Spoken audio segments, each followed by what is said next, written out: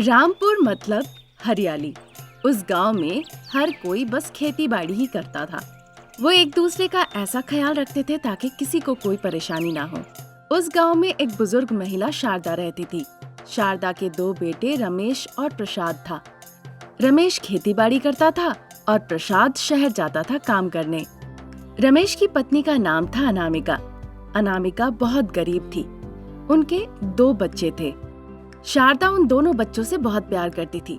प्रसाद की पत्नी, जिसका नाम था ज्योति, ज्योति बहुत अमीर लड़की थी। अब क्योंकि ज्योति गर्भवती थी, इसीलिए उसके परिवार उसका बहुत अच्छे से ख्याल रखने लगा। लेकिन ज्योति को उनके परिवार के नियम कानून ये सब बिल्कुल पसंद नहीं थे।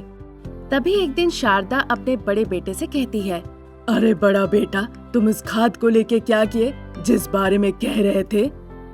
माँ, मैं खाद लेकर आया हूँ, पर मुझे लेबर नहीं मिल रहा है। सोच रहा हूँ 1-2 दिन के अंदर ही खाद जमीन पे डलवा दूंगा। इस बार हमें अच्छा मुनाफा होना चाहिए, इस बात का ध्यान रखना, ठीक है? जब शारदा रमेश बातें कर ही रहे थे, तभी वहाँ पे अनामिका चाय लेकर आती है। वो अपने पति और सासू माँ को चाय देती है। तभी शारदा चाय पीते पीते कहती है, क्या हुआ बेटा, मुंह क्यों उतरा हुआ है? क्या हो गया? सासू माँ, मैं ठीक नहीं हूँ। मेरे पास पैसे नहीं है, इसीलिए मेरा सम्मान भी नहीं है। आज तक आप अपनी बातों से मुझे कभी तकलीफ नहीं पहुँचाई, पर अब मुझे इस घर में तकलीफ हो रही है। जहाँ मेरा सम्मान ही नहीं, उस घर में मैं कैसे खुश रह सकती हूँ? अनामिका, क्या हो गया? मैंने तुम्हें ऐसा क्या कह दिया? तुम नहीं, ये लड़कियों का मामला है, मैं देख लेती हूँ। तुमको जाना है, जाओ। अनामिका, ज्योति कहाँ है अभी? वो अपने कमरे में है सासू माँ। वैसे भी वो अभी गर्भवती है, कुछ कहने जाएंगे तो हमें ही भुगतना पड़ेगा। प्रसाद घर लौटा है क्या?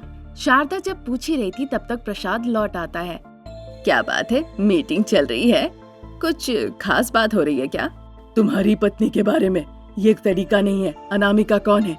इस घर की बड़ी बहू है। तुम्हारी पत्नी उसे उतना भी सम्मान नहीं देती है जितना कि गांव वाले देते हैं। मैंने बहुत बार देखा भी है, गौर किया है कि उसे अपने पैसों का बहुत अहंकार है। तुम्हें बुरा लगेगा बोल के मैंने कभी बोला नहीं, इसीलिए बेहतर होगा तुम अपनी पत्नी से जाके कहो कि अपने मुंह पे वो लगाम लगा के रखे। माँ, भाभी, मेरी पत्नी ने जो गलती की है उसके लिए मैं माफी मांगता हूँ। मैं जाके अभी बात करूँगा। तुरंत प्रसाद अपने कमरे में जाता है ज्योति से बात करने। ज्योति कमरे में चिल्लाने लगती है जोर जोर से। थोड़ी देर बाद वो अपने कपड़े बांध के बाहर निकल आती है। ज्योति को उस तरह देख के शारदा बहुत चिंतित हो जाती है। क्या हुआ बेटा ज्योति, कहाँ जा रही हो? मुझे आपको बताने की जरूरत नहीं। मैं इस घर में नौकरों की तरह आपकी बातें नहीं सुन सकती हूँ। गाँव वालों के लिए आप प्रधान होंगी, पर मेरे ऊपर आप हक जमाने की कोशिश मत कीजिएगा। मैं यहाँ 1 मिनट भी नहीं रह सकती। मेरे पास बहुत पैसे हैं। इस दुनिया में कहीं भी मैं खुशी खुशी रह सकती हूँ। ज्योति, एक बार फिर से सोच लो। सोचने की कोई बात नहीं है। अगर आपको आना है आप आ सकते हैं, नहीं तो आप यहाँ पे रह सकते हैं। अब ज्योति ने ऐसा कहा तो प्रसाद को भी उसके साथ जाना पड़ा। अब जब छोटी बहू घर से चली गई इस तरह, तो घर की पूरी रौनक भी चली गई। 4 दिनों के बाद अचानक शारदा सयाग्रस्त हो जाती है। वो दुखी थी कि उसके दोनों बेटे अलग हो गए। दूसरी तरफ साइक्लोन की वजह से बहुत जोरों की बारिश हो रही थी। पूरे 1 हफ्ते तक बारिश रुकी ही नहीं। रमेश के पूरे फसल बाढ़ के पानी में बह जाते हैं। पूरा गांव पानी के नीचे आ जाता है। अनामिका और पूरे परिवार के साथ दोनों बच्चे भी बारिश में भीगे हुए थे। दूसरी तरफ ज्योति अपने पति प्रसाद के साथ बंगलों में बैठ के मजे से खाना खा रही थी। अजी, मैंने देसी चिकन बनवाया है, खाइए तो। मेरी घर की नौकरानी बहुत अच्छे से बनाई है, एक बार खा के देखिए। ज्योति, मुझे कुछ भी नहीं खाना है। इसी वजह से मुझे बहुत गुस्सा आता है।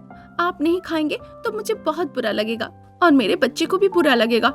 मेरी खुशी के लिए नहीं, कम से कम बच्चे की खुशी के लिए तो आप खा ही सकते हैं। ठीक है, मैं खा लेता हूँ, तुम दुखी मत हो।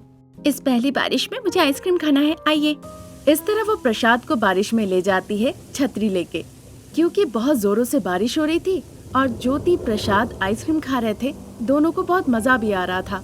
उधर शारदा की सेहत और बिगड़ जाती है। रमेश शारदा को जल्दी से अस्पताल में भर्ती करता है। उस बारिश में अनामिका अपने बच्चों के साथ पूरी तरह से भीग चुकी थी। बच्चों को इस तरह से देखकर अनामिका बहुत दुखी हो जाती है।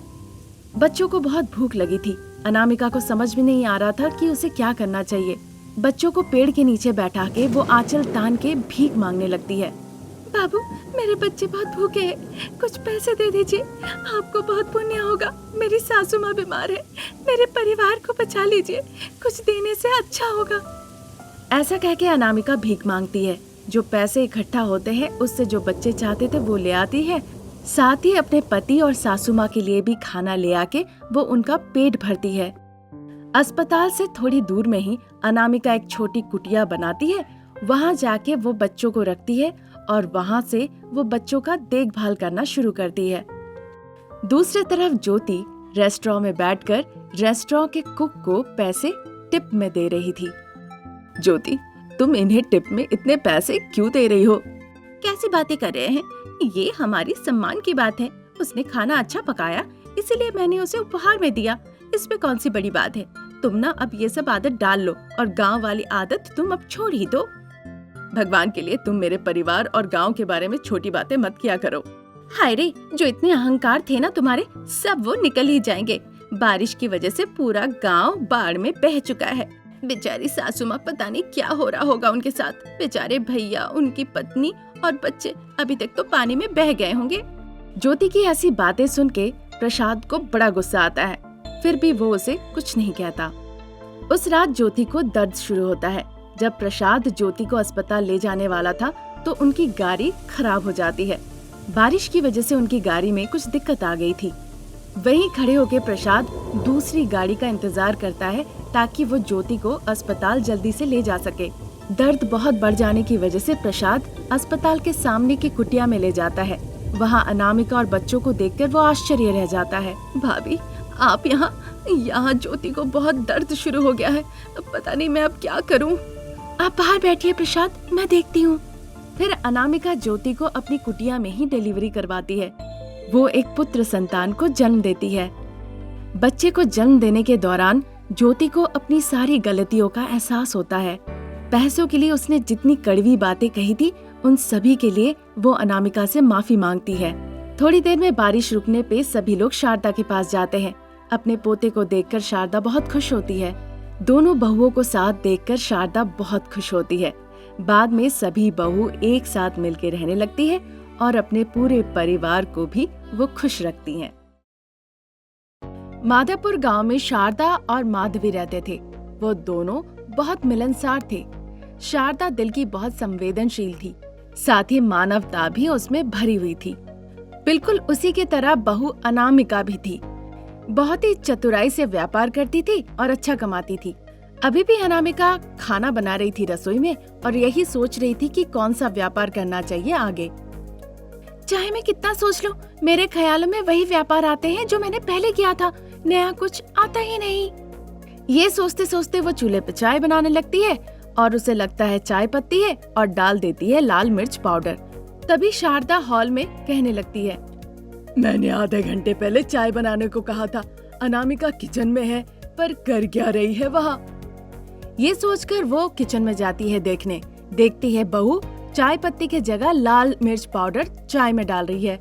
शारदा सब समझ जाती है। अनामिका का बस शरीर यहाँ है, मन कहीं और है। वो आके अनामिका के सर पे एक ठोकर लगाती है। वैसे ही अनामिका वापस आ जाती है। वो अपनी हरकत देख के कहने लगती है, सॉरी सासू माँ, मैं फिर से बना देती हूँ, आप जाके बैठिए। शारदा फिर बिना कुछ बोले मुस्कुराते हुए वहाँ से सीधा हॉल में आके बैठ जाती है। पर माधवी का दिल बड़ा कठोर था। वो हर बात बहुत कड़क बोलती थी और बहुत ऊंची आवाज में बोलती थी। और जैसी माधवी थी बिल्कुल वैसी ही उसकी बहू गंगा थी। कहते हैं ना, शेर की तरह गीदड़ भी दहाड़ना चाहता है। उसी तरह शारदा की बहू अनामिका को व्यापार करते देख माधवी की बहू भी वही व्यापार करने लगती है। माधवी ने कई दफे अपनी बहू गंगा को व्यापार करने से रोका, पर अनामिका को उसे नकल करना था। उसे हर बार बड़े बड़े घाटे भी हुए, फिर भी उसे सबक नहीं मिला। अब चूंकि उसे मुनाफा नहीं हो रहा था तो वो चाहती थी कैसे भी अनामिका का नुकसान हो ही जाए व्यापार में। तभी एक दिन अनामिका शारदा से कहती है, सासू माँ, अब गर्मी जा रही है, बरसात का मौसम आ रहा है। कल तक हम गर्मी में आइसक्रीम, तरबूज, नारियल, बोंडा ये सब बेचे हैं। अब अगले कारोबार में हमें कुछ गर्मा गर्म बेचना होगा। तभी धंधा आसान होगा। पानी पूरी का व्यापार अच्छा रहेगा। हम कहाँ व्यापार शुरू करें? और कहा बहू, हमारे पेड़ के नीचे, उस पेड़ के नीचे एक चलती दुकान, हम उसमें पानी पूरी व्यापार करेंगे। लोग यहाँ आके वो खाएंगे और हमें बहुत मुनाफा होगा। ठीक है सासू माँ। इस तरह शारदा और अनामिका एक दूसरे से चर्चा करते हैं और फिर 2-3 घंटे के बाद पेड़ के नीचे वो दोनों मिलके पानी पूरी बेचने लगते हैं। पानी पूरी ले लो, पानी पूरी, गरम गरम मसालेदार पानी पूरी, खा के गरम लगे तभी पैसा देना, गरम गरम पानी पूरी। शारदा जब इस तरह से पानी पूरी बेचने लगी, लोग जो भी उस रास्ते से जा रहे थे वो वहाँ आते हैं, पानी पूरी खा के ही जाते हैं। बहू अनामिका स्टॉल के पास खड़े होकर सभी को पानी पूरी खिलाती है और जो भी पैसे मिलते हैं उन पैसों को बॉक्स में रख देती है। जहाँ शारदा की बहू अनामिका का ऐसा स्वभाव था, वहीं दूसरी तरफ गंगा का स्वभाव बिल्कुल अलग था। सासू माँ, अनामिका के घर से कोई आवाज नहीं आ रही है, जाके एक बार देख कर आइए तो। गंगा की ऐसी बातें सुनकर उसकी सासू माँ शारदा के घर जाती है देखने के लिए। वो शारदा के घर के अंदर जाती है और देखती है कि वहाँ ताला लगा हुआ है। फिर और क्या, वो जल्दी से चिंतित होके आके गंगा को बताती है। हाय भगवान सासू माँ, मुझे लगता है अनामिका ने कोई नया व्यापार शुरू किया है, हमें जाके भी देखना होगा और शुरू करना होगा। ऐसा कहकर सास बहू माधवी और गंगा अपना घर में ताला नहीं लगा के सीधा चले जाते हैं उस पेड़ के नीचे देखने। देखते हैं अनामिका और शारदा वहाँ पानी पूरी बेच रही है और उनके दुकान के आगे बहुत भीड़ लगी हुई है। अरे बाप रे सासू माँ, अनामिका के दुकान के आगे बहुत भीड़ लगी हुई है, चलिए जल्दी चलिए, हम भी गरम गरम पानी पूरी बेचेंगे। ऐसा सोच के 2-3 घंटे बाद उसी पेड़ के नीचे दूसरे तरफ गंगा और उसकी सासू माँ गर्मा गर्म पानी पूरी बेचने लगती है। आइए आइए, गरम गरम मसालेदार पानी पूरी खाइए, 10 रुपए में, बस 10 रुपए में आइए। गंगा तब तक चिल्लाती है जब तक उसके गले में दर्द नहीं हो जाता। फिर भी कोई उसके दुकान में नहीं आते। सभी लोग अनामिका के दुकान में जाते हैं पानी पूरी खाने। स्वाद अच्छा है बोल के लोग पार्सल भी ले जाते हैं। वहाँ शांति मिल जाती है जिसे गंगा जानती थी। वो भी अनामिका के दुकान में गोलगप्पे खा के पार्सल लेके जाने लगती है। तभी जाके गंगा उसे रोकती है। क्या शांति, मैं भी यहाँ पे गर्मा गर्म मसालेदार पानी पूरी बेच रही हूँ, तुमने मुझे क्यों नहीं देखा? अगर मैं तुमसे पानी पूरी लेती तो पानी कहाँ पूरी कहाँ ढूंढना पड़ता, और अनामिका के पास लेने से पानी पानी की जगह पूरी पूरी की जगह होता है, इसीलिए मैं वहाँ से ली हूँ।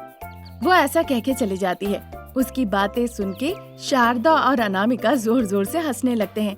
फिर जब अंधेरा हो जाता है वो दोनों घर लौट जाते हैं। फिर माधवी और गंगा भी घर लौट जाते हैं। घर लौटने के बाद फ्रिज, टीवी, अलमारी, बेड, सोफा सब चोर चोरी करके ले गया था। ये सोच सोच कर वो दोनों बहुत रोते हैं। इसीलिए शारदा और अनामिका को जब ये बात पता चलती है तो वो उन्हें पानी पूरी बेचने देती है।